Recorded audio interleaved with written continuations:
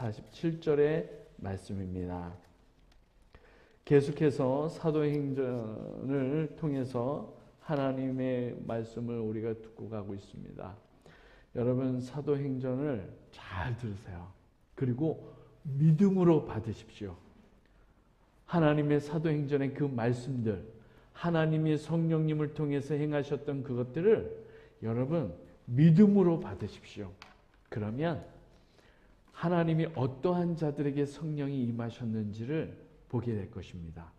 그러면 내가 어떤 모습으로 주님 앞에 가까이 믿음으로 나가야 될지를 여러분이 보고 그대로 행하십시오.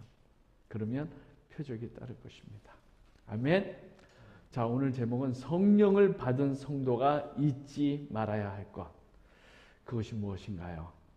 여러분, 성령을 우리는 계속해서 얘기하지만 성령을 잘못 어떤 신비적으로만 이해하시면 안 돼요. 성령은 하나님의 이름으로 오셨어요. 예수 그리스도의 이름으로 오셨어요. 예수님이 얘기하셨잖아요. 내 이름으로 보내실 성령이라고 얘기했어요. 그래서 예수님의 일을 하게 돼 있어요. 자, 오늘 말씀 봅니다. 사도행전 2장 43절에서 47절 우리 함께 천천히 합독합니다. 사람마다 두려워하는데 사도들로 말미암아 기사와 표적이 많이 나타나니 믿는 사람이 다 함께 있어 모든 물건을 서로 통용하고 또 재산과 소유를 팔아 각 사람의 필요를 따라 나눠주며 날마다 마음을 같이하여 성전에 모이기를 힘쓰고 집에서 떡을 떼며 기쁨과 순전한 마음으로 음식을 먹고 하나님을 찬미하며 또 온 백성의 친송을 받으니 주께서 구원받는 사람을 날마다 더하게 하시니라. 아멘. 믿습니까? 잠시 기도합니다. 하나님의 살아계시고 거룩한 말씀 앞에 우리가 서 있습니다.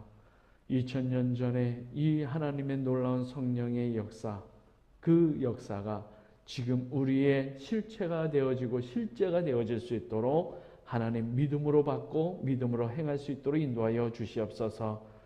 오늘도 우리를 통하여 역사하신 주님을 찬양하며 감사드리며 예수님의 이름으로 기도드리옵나이다.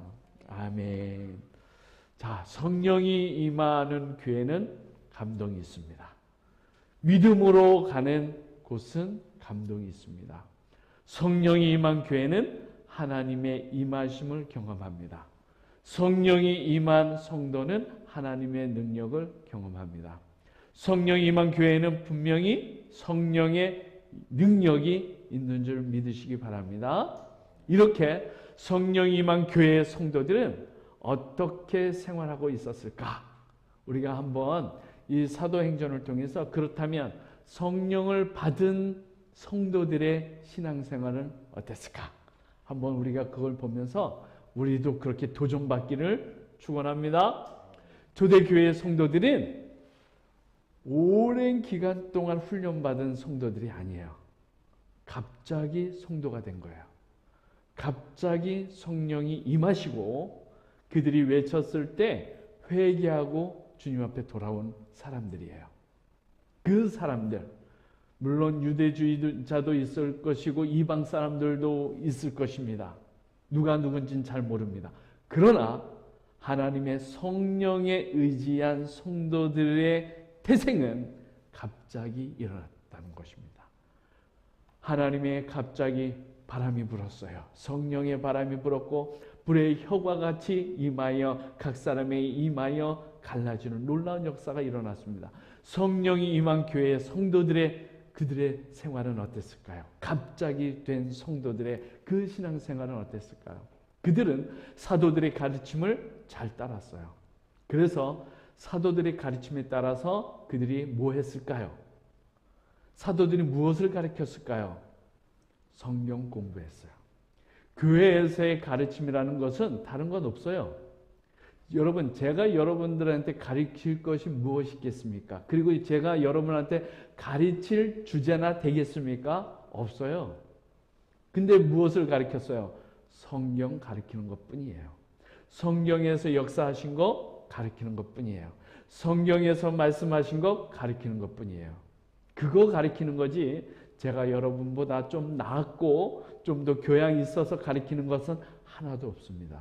그래서 저는 여러분한테 주시는 그 녹을 먹고 열심히 성경을 파고해서 이 말씀이 무엇을 가리키는지를 열심히 전하는 것이 사도들이었고 하나님의 말씀을 받은 자들이었습니다. 그래서 그 성도들, 사도들의 뜻을 따라서 행했어요. 초대교회 성도들은 성경에 대해서 열심히 배웠습니다. 둘째로 초대교회 성도들이 한 것은 성도의 교제권이 있었어요. 그래서 열심히 연합했어요. 열심히 교회에 모였어요. 하나가 되는 교제권을 가지고 있었어요. 초대교회 성도들은 하나님의 만남이 성전에서뿐만이 아니라 집에서도 이루어질 수 있다라는 믿음으로 가정에서도 그 모임을 늘 이어갔어요. 그러니까 하나님을 만나는 것이 성전에서만 일어났던 것이 아니라 각 가정에 처소에서도 서로 떡을 뗐다는 거예요. 떡을 뗐다는 것을 그냥 먹고 마시기만 했다는 것이 아니라 하나님의 피와 살을 기념했다는 거예요. 그래서 예수 그리스도를 나누고 또 나누었다는 것이에요. 여러분, 하나님의 놀라운 기적은 나눔에서 일어납니다. 하나님의 놀라운 기적은 나눌 때 일어나요. 예수를 나타낼 때 일어나요. 그것이 곧 집에서 처소에서 떡을 뗐다라는 거예요. 그러니 하나님의 자녀들, 하나님의 사람들이 곳곳마다 그 하나님의 그 사랑과 그 의가 무엇인지 알았던 거예요. 집에서도 떼며 서로 주님을 전하고 나타내기 바빴던 거예요. 이 모습을 보는 많은 믿지 않는 사람들이 기독교인들을 칭송하기 시작했어요. 그 모습을 보고 하나님의 놀라운 일들이 뭐였어요? 떡을 떼는 일이었어요. 하나님의 말씀 증거하는데 그들을 칭송했어요. 그리고 오늘 서두에 보면 두려워했다고 했어요. 사도들이 하나님의 복음을 증거하는 곳에 하나님의 표적이 따르는 것을 보면서 두려워했어요. 두려워하면서도 칭송했어요. 그것이 그때 하나님의 성령이 임한 자들과 교회들의 모습을 보면서 나타냈던 이방인들의 모습이었어요. 이방인들 그리고 하나님을 거부하는 사람들, 하나님을 믿지 않는 사람들의 수많은 사람들의 표현이 그거였어요. 두려워했고 칭송했습니다. 초대교회에서는 예수님을 믿고 회개하며 세례를 받는 일들이 곳곳에서 일어났어요. 그렇죠? 한 곳에서 세례를 받을 수가 없어요. 왜냐하면 한 번에 3,000명이 회개하고 돌아왔어요. 자, 3,000명을 일일이 세례를 주려면 그 당시 때는 침례 위주로 줬을 거예요. 그래서 물 성령으로 세례를 주었을 거예요. 그리고 지금은 약식으로 세례를 주지만 당시 때는 청성을 들여서 세례를 줬을 거예요. 그러면 한 사람당 1분씩만 따져도 몇 분 걸려요? 자, 60분. 1시간이 60분이면 60명. 1분씩만 해도 60명을 1시간에 할 수 있고 10시간이면 600명, 3,000명을 할 수가 없어요. 그러면 어떻게 됐어요? 곳곳마다 세례를 주는 일들이 일어났을 거예요.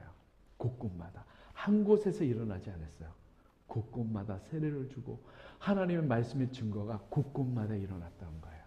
예수님을 증거하기 얼마나 감격이었으면 곳곳마다 전하는 일들이 일어났던 거예요. 우리나라에도 그와 같이 폭발적인 성도의 부흥의 시기가 있었어요. 복음이 들어오고 100년 만에 인구의 4분의 1이 기독교인이 될 정도로 놀라운 부흥이 일어났어요. 2004년도를 기점으로 해서 정점을 찍었죠. 그 이후부터는 서서히 점점 떠나기 시작합니다.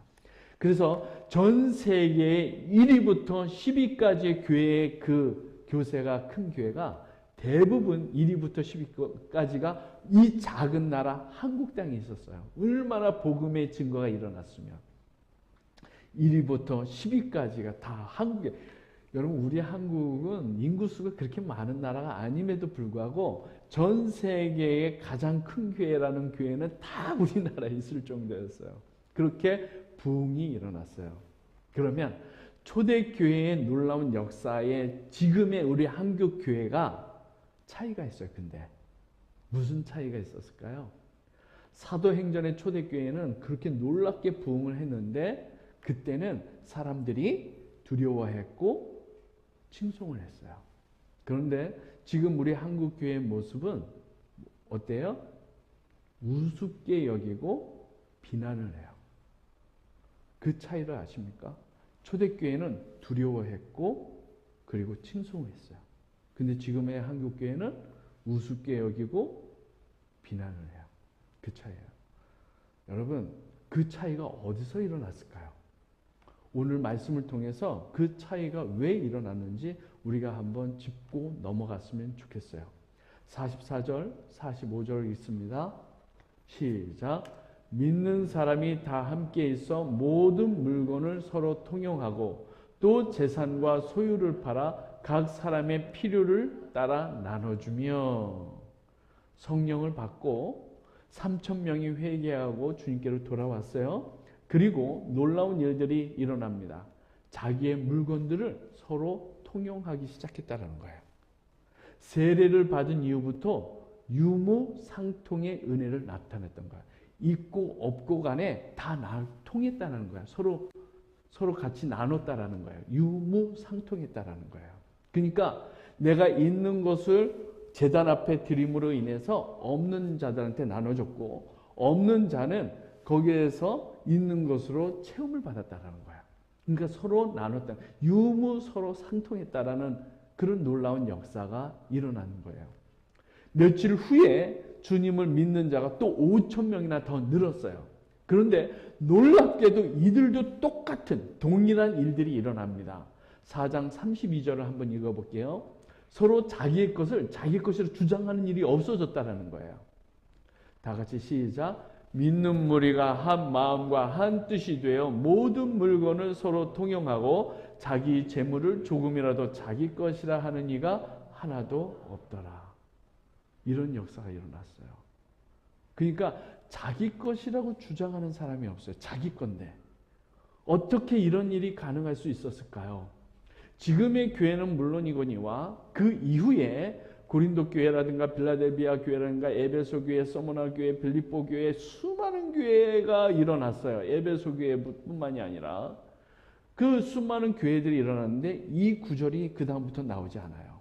초대교회 안디옥 교회 때 그때 서로 통용하고 이제 이런 일들이 이제 살짝 일어났다가 그 이후부터 이런 교회는 찾아보기 없어요. 찾아보기가 어려워요. 어떻게 이런 일이 일어났을까? 누가복음 12장에 보면은 우리 이 어리석은 그 농부의 이야기가 나옵니다. 누가복음 12장 16절에서 21절을 한번 읽어보겠습니다. 시작. 또 비유로 그들에게 말하여 이르시되 한 부자가 그 밭에 소출이 풍성하매 심중에 생각하여 이르되 내가 곡식 쌓아둘 곳이 없으니 어찌할까 하고 또 이르되 내가 이렇게 하리라. 내 곡간을 헐고 더 크게 짓고 내 모든 곡식과 물건을 거기 쌓아두리라.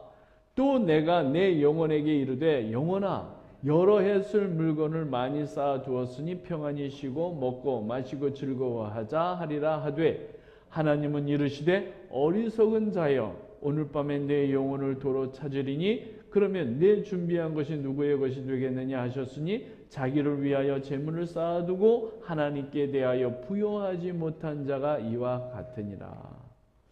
자, 우리가 상식적으로 생각해 보면 곡식을 쌓을 곳이 없으면 곡간을 더 헐고 더 크게 짓는 것은 당연한 일이에요. 지혜로운 일이에요. 어떻게 보면 아주 지혜로운 일을 하고 있는 거예요, 이 농부는. 그러나 하나님은 이 농부를 가리켜 어리석은 자라고 단언합니다. 무엇을 몰라 어리석다고 하신 걸까요? 이 농부가 무엇을 몰라서 어리석다. 어리석다라는 것은 뭘 모르는 자를 얘기하는 건데 왜 어리석을까요? 이 농부가 모르는 것은 세 가지를 모릅니다. 첫째로 창조주 하나님을 몰랐어요. 모든 만물을 창조하신 주님을 이는 몰랐어요. 그래서 이 재물도 하늘에서 내려왔다라는 생각을 안 한 거예요. 다 자기의 노력이었고 자기의 운이었다라는 생각을 하는 거죠. 그래서 창조주 하나님을 기억하지 못하고 있는 것이고, 둘째로는 남을 생각하지 않았다는 겁니다. 자기만 생각했다라는 거예요. 남을 보지 못했어요. 하나님을 보지 못했고 남을 보지 못했어요. 그리고 마지막으로 한 가지를 몰랐어요. 뭐냐면 임박한 종말이에요. 육을 죽이는 자를 두려워하지 말고 그 영혼까지도 다 그 죽이시는 하나님을 두려워해야 되는데 자기의 임박한 종말을 몰라요. 여러분, 종말에는 두 가지 종말이 있어요. 시한부 종말, 하나님께서 이루실 역사적인 종말이 있어요. 그리고 개인적인 종말이 있어요. 개인적인 종말은 누구나 죽는다라는 거예요. 자기가 죽을 때는 다 가지고 갈 건 아니에요. 근데 자기의 종말을 깨닫지 못하는 거예요. 하나님의 종말은 언제 일어날지 몰라요. 그러나 인간은 누구나 죽는다라는 거예요. 근데 그 종말을 의식하지 못했다는 거예요. 그러니까 하나님을 못 봤고 남을 못 봤고 자기의 종말을 못 봤던 거예요.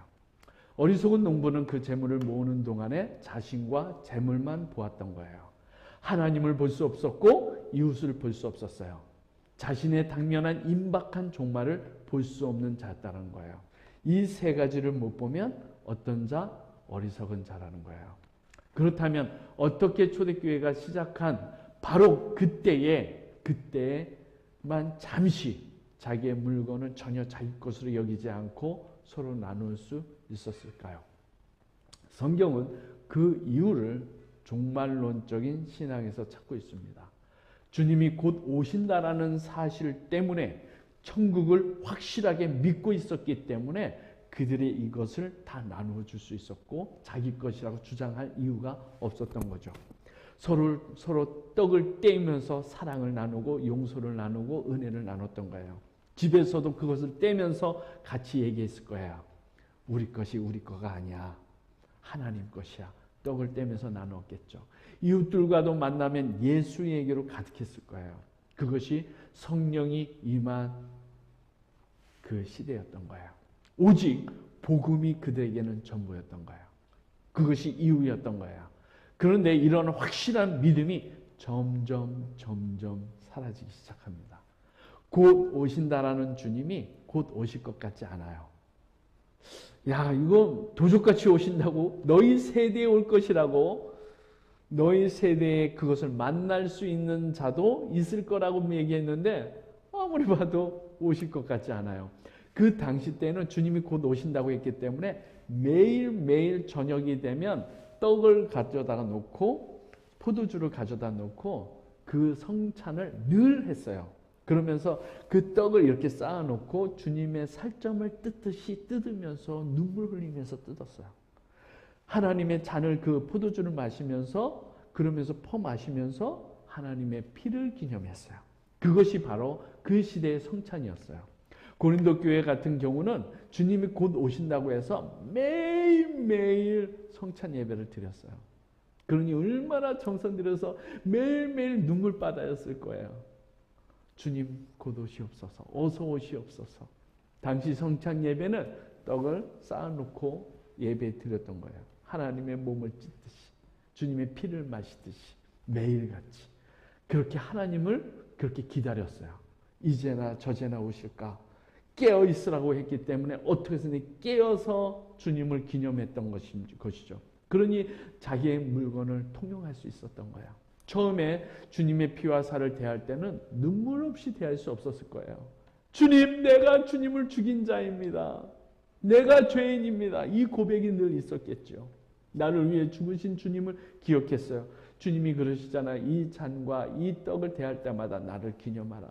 주님이 걸어가신 그 길을 기념할 때마다 눈물과 벅찬 감동이 있었겠죠. 그런데 하루 이틀, 사흘, 나흘, 한 달, 두 달, 한 해, 두 해 지나가면서 그들의 믿음, 그 감격이 서서히 식어지기 시작합니다. 주님 곧 오신다더니 오실 것 같진 않고 늘 맡아뜨리는 그 대출의 빚과 이자 내느라고 걱정과 근심과 주님 오신다 하면서 왜 우리의 삶의 즐거움, 도척이 오고 과태료가 오고 이런 것들이 찾아오기 시작합니다. 그러면서 서서히 하나님의 마음이 잃어가고 화가 나고 그 괴로움 속에 믿음은 어디 간데 온데 간데 없어지고, 다툼과 남편과 아내가 다투기 시작하고, 자녀와 부모가 다투기 시작합니다. 그렇게 시작하면서 서로 자기 욕심만 채우는 자리로 바뀌어지기 시작합니다. 주님 오심을 기다리며 헌신과 봉사의 기쁨도 다 사라지고 이제 나만 보이기 시작합니다. 여러분, 계속해서 억압과 압력이 오면 사람은 터져나가요. 그 은혜와 감격으로 살아갔던 그들이 이제는 그 압력들, 외부에서 오는 그 압력들로 인하여 못 살겠다. 거기까지 이제 가는 것이죠. 주님을 향한 목마름과 영혼을 향한 민망한 마음이 다 사라지고 나만 보입니다. 하나님 안 보입니다. 이웃이 안 보입니다. 종말론적인 내 신앙도 다 안 보입니다. 이제는 나만 보입니다. 주님의 피와 살을 대하는 성찬 예배가 이제는 자신을 위한 만찬으로 바뀌기 시작합니다. 그 교회가 무슨 교회였어요? 고린도 교회였어요. 11장 16절에서 34절 좀 길지만 제가 읽어드리겠습니다. 그런즉 너희가 함께 모여서 주의 만찬을 먹을 수 없으니 이는 먹을 때 각각 자기의 만찬을 먼저 갖다 먹음으로 어떤 사람은 시장하고 어떤 사람은 취함이라. 너희가 먹고 마실 집이 없느냐? 너희가 하나님의 교회를 업신여기고 빈궁한 자들을 부끄럽게 하느냐? 내가 너희에게 무슨 말을 하랴? 너희를 칭찬하랴? 이것으로 칭찬하지 않노라.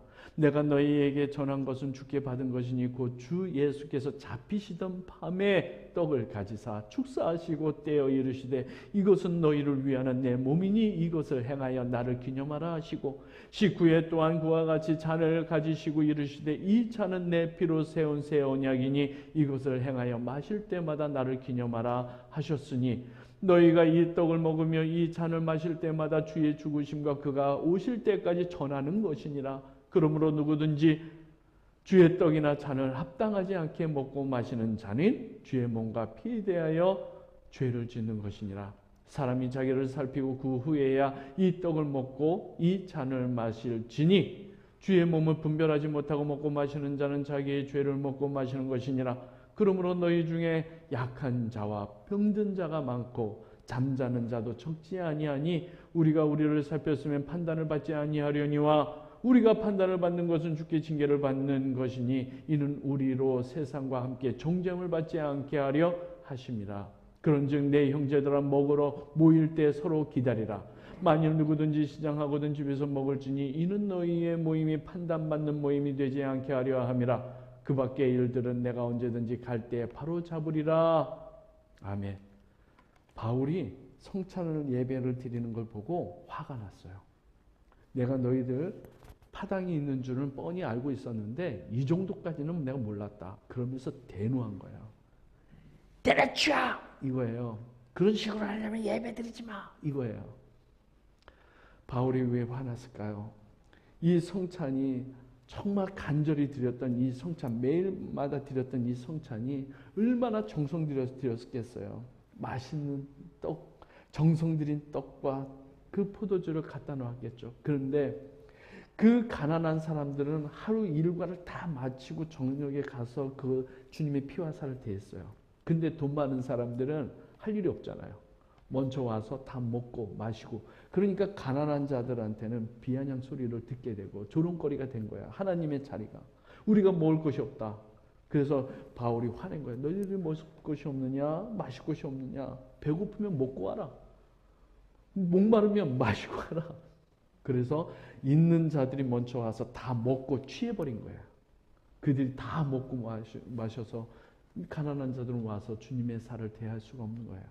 그것에 대해서 바울이 화난 거예요. 너무 화난 거예요. 여러분, 교회는 자기 것을 취하는 곳이 아니에요. 드리는 곳이에요. 예배를 드리는 거예요. 그런데 그 하나님의 감격이 점점 사라진 거예요. 감격 속에서 드렸던 그 성찬이 이젠 자기 목구녕 채우는 곳으로 다 전락해버린 거예요. 그것이 교회였던 거예요. 그 당시 때 고린도 교회도 이 모양이었으니 지금 교회는 어땠을까요? 지금 교회를 이렇게 보면서 바울 사도가 있었다면 아마 다 때려 부셨을 거예요. 여러분, 지금 우리가 이 사도행전을 통해서 우리가 회복해야 될 것들이 있어요. 여러분 이 세 가지가 안 보이면 하나님 앞에 온전히 신앙생활 할 수가 없어요. 하나님을 보셔야 되고 이웃을 보셔야 돼요. 그리고 종말론적인 신앙이 회복되셔야 돼요. 이걸 못 보면 우리는 나만 봐요. 나만 봅니다. 나만 보는 신앙은 우리는 교회 나와서 내 문제 해결하려고 와요. 그러면 우리는 교회는 타락하게 되는 거예요. 교회는 내 문제, 너희들이 배고프냐? 먹고 와라. 식사하면 먹고 와라. 시장하면 먹고 와라. 그것이 바울의 고백이에요. 이 자리는 주님의 피와 살을 기념하는 이상도 이하도 돼서는 안 된다. 그걸 얘기하는 거 아니겠어요? 여러분이 이것이 우리 교회들이 회복되어졌다면 교회는 혐오 집단 될 수가 없어요. 여러분 당시 때 교회는 당시 때의 사람들은 교회를 두려워했어요. 하나님의 놀라운 역사가 있었기 때문에. 그리고 칭송했어요. 두렵지만 그들이 행하는 것은 선함이었어요. 그런데 지금의 사람들이 교회를 볼 때에는 두려워하지 않아요. 하나님의 역사가 없기 때문에 두려워하지 않아요. 하나님을 우습게 여기는 것이 돼버린 거예요. 그리고 칭송하지 않아요. 야, 너나 나나 뭐가 다르냐? 너 죄 짓는 거랑 내 죄 짓는 거야 뭐냐? 그러면서 일주일에 한 번 교회 가서 거룩한 척하는 너는 위선자이면서 한 가지 죄를 더하는 거 아니냐? 이렇게까지 얘기해요. 여러분, 우리가 바로 초대교회의 신앙이 회복되어져야 됩니다. 믿음에 있어서 종말이 임박했다고 확신할 때 신자는 물질을 초월할 수 있는 믿음을 가질 수가 있어요. 그래서 나도 언제 죽을지 모르는 것처럼 주님이 도적같이 온다라는 그 의미는 바로 이와 같은 의미였을 것입니다. 조기 기독교는 유무상통하여 서로를 돌아보았다라는 거예요. 사람들은 종말이 왔다고 생각하면 제일 먼저 하는 것이 뭐예요? 하루라도 더 연명하기 위하여 싸재기 합니다. 그죠? 그런데 그들의 종말론적인 신앙은 자기 것을 여기지 않았다라는 반증을 해주고 있는 거예요. 아마도 지금 임박했다, 종말이 임박했다고 선포되어지고 해성이 다가오고 있다고 그러면 기독교인이고 뭐건 간에 마트로 가서 싸재기 하기 바빴을 겁니다. 그런데 그들의 종말론적인 신앙은 이것과 달라요. 싸재기 한 게 아니라 나눴다라는 거예요. 여러분, 만약에 그런 일이 이 지구 안에 벌어져도 싸재기 우리는 하지 마십시다. 하루 더 사는 것뿐이에요. 절대 싸재기 하지 마시고 있는 거 없는 사람과 나누십시오. 그렇게 갈 수 있는 게 쉽지는 않겠지만 여러분 그렇게 살면 안 돼요. 기독교가. 그들은 자기의 것을 하나님 앞에 다 내려놓고 그것이 필요한 사람들에게 나눠주도록 하였습니다. 또한 자신이 필요한 것은 구했어요. 그러니 서로 통했던 거죠. 그냥 기도하면 들려지는 거야. 그 사람이 뭘 필요하는지. 그걸 나눠줬다는 거죠. 여러분 이런 역사가 일어나길 저는 기도하고 있고요. 그리고 정말 하나님 다 내려놓고 내년도 2월 셋째 주 이 선교일 하나님 하셔야 됩니다. 근데 지금 두려워요. 솔직히 두려워요. 늘 포기하고 싶은 마음이 굴뚝같이 올 때가 있어요. 그러나 포기할 수가 없어요. 여러분 기독교가 가야 할 신앙의 물질관을 우리가 똑바로 가르쳐주지 않으면 믿음이 자라지 않습니다. 그것은 우리의 물질도 하나님께로부터 왔다라는 올바른 신앙과 자신은 물질을 맡겨주신 하나님으로부터 부여된 청지기적인 삶의 태도를 정확하게 가지고 있어야 교회의 역할을 할 수가 있고 그리고 사도행전적인 그런 역사가 일어날 것을 기대하셔도 될 것입니다. 우리가 물질을 통해 꼭 알고 있어야 할 것 다시 한번 얘기하지만 잊지 말아야 될 세 가지. 성령을 받은 성도가 잊지 말아야 될 것 세 가지. 물질은 하나님으로부터 부여된 것을 잊지 말아야 됩니다. 물질 속에는 타인을 위해서 흘려보내야 될 흐름을 가지고 있다는 것을 가지고 있어야 돼요. 피는 몸에서 혈관에서 흘러야지 사람이 건강합니다. 오늘 이따 그 혈전에 대해서 얘기해 주시겠지만 피는 돌아야 건강합니다. 세상에는 경제는 현금이 돌아야 건강합니다. 물은 흘러야 건강합니다. 흘러야 돼요. 이 세상이 하나님의 원리가 불공평하다고 얘기하는 사람이 있어요. 어떻게 저 사람은 있고 저 사람은 없을까? 어떻게 저 사람은 강하고 저 사람은 약할까? 하나님은 공평하지 않는 거 아닌가? 이런 생각을 하지만 하나님은 그것을 흐름에 두고 있어요. 그래서 있는 것에서 없는 것을 흘려보내야 사회가 건강해요. 행복해요. 웃음이 나요. 모두가 있으면 웃음이 없어요. 근데 있는 것에서 없는 것을 흘고 강한 것에서 약한 것을 흐를 때 사람들은 다 행복하고 서로가 웃을 수 있는 일들이 일어나는 것이죠. 그래서 우리는 흐름에 두셔야 돼요. 불공평한 것이 아니에요. 하나님은 그래서 IQ를 다 다르게 만드신 거예요. 마지막으로 우리의 임박한 종말을 늘 명심해야 됩니다. 종말에는 두 가지 종말이 있다고 얘기했어요. 하나님의 역사적인 종말과 내 개인적인 종말.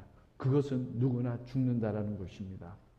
바울 사도의 이 고백을 통해서 우리가 다시 한번 믿음의 고백을 하고 말씀을 마치도록 하겠습니다. 빌립보서 4장 11절에서 13절 같이 읽습니다. 시작. 내가 궁핍함으로 말하는 것이 아니니라. 어떠한 형편에든지 나는 자족하기를 배웠노니 나는 비천에 처할 줄도 알고 풍부에 처할 줄도 알아. 모든 일 곧 배부름과 배고픔과 풍부와 궁핍에도 처할 줄 아는 일체의 비결을 배웠노라. 내게 능력 주시는 자 안에서 내가 모든 것을 할 수 있느니라. 아멘. 나만을 보며 살아왔던 삶을 여러분 우리는 용서를 구해야 돼요. 기독교인은 자신을 위해서 사는 자가 절대 아닙니다. 그래서 고린도전서에도 그 얘기 하잖아요. 거듭난 자는 나 자신을 위해서 살리는 것이 아니라 나를 위해서 죽으신 예수 그리스도를 위하여 살게 돼 있어요. 하나님을 위해서 사는 게 뭐예요? 이웃을 위해서 살아가는 거예요. 종말이 왔을 때 여러분 나를 책임져 줄 수 없는 물질을 섬기느라고 시간 낭비하지 마십시오. 종말이 왔을 때 나를 책임져 줄 주님을 잊지 마십시오. 여러분 다시 한번 얘기하지만 종말이 왔을 때 나를 책임져 줄 수 없는 그 물질을 숭배하지 마시고 종말이 왔을 때 나를 책임져 줄 주님을 의지하고 주님께서 주셨던 그 세 가지를 늘 보십시오. 하나님을 보시고 이웃을 보시고 그리고 종말을 보셔야만 됩니다. 그래서 하나님을 향한 목마름과 영혼을 향한 민망한 마음, 이 마음만 가지고 가는 사람들이 전도자입니다. 전도자에게 하나님의 성령의 기름이 부어집니다. 그리고 하나님이 증거가 일어나요. 그래서 3,000명, 5,000명 주님을 믿고 따르며 그 주님의 역사를 보면서 두려워하는 자들과 칭송을 해주는 자들이 곳곳에서 일어난다는 사실입니다. 물론 칭송을 들으려고 그렇게 살아가는 것은 아닙니다. 우리는 하나님의 뜻대로 살아가면 그런 일들이 일어날 거예요. 사람들이 혐오 집단, 우리가 핍박에 노출되는 거 성경에 있지 않냐? 하나님은 핍박을 받으라고 했지 혐오 집단이 되라고 하지 않았어요. 여러분 하나님의 말씀을 정직하게 지키면 그런 일들이 일어납니다. 그래서 여러분한테 그런 표적들이 늘 따르는 전도자의 삶을 살아가시기를 축원합니다. 기도하겠습니다. 살아계신 하나님 아버지, 오늘도 하나님 2000년 전에 그 역사를 통해서 우리가 교훈을 삼아 나를 내 몸을 쳐서 복종하여 주님 앞에 나가기를 간절히 원합니다. 하나님, 나만을 보며 살아왔던 삶을 용서하여 주시옵소서.